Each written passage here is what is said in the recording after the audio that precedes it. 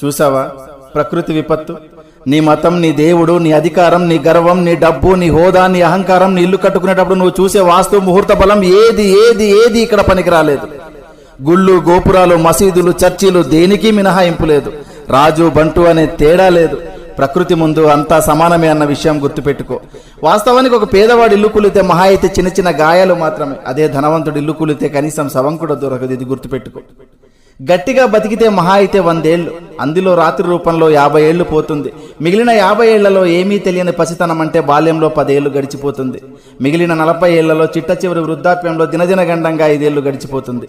ఇంకా నీ కోసం మిగిలింది కేవలం 35 ఏళ్ళు మాత్రమే. ఈ 35 ఏళ్లలోనే నీ చదువు, నీ సంపాదన, నీ కుటుంబ బాధ్యత, బంధాలు, బంధుత్వాలు అన్నీ చూసుకోవాలి. కాబట్టి జీవితం చాలా చిన్నది. ఇది తెలియక కులాలు, మతాలు, పార్టీలు అనే పగలు ప్రతీకారాలతో రగిలిపోతున్నారు. ఇది వద్దు. సాధ్యమైనంత వరకు నీ శక్తి మేరకు నీ సమాజానికి నీకు గుర్తుగా ఏదో ఒక మంచి పని చేసే వెళ్ళిపోదాం. Thank you.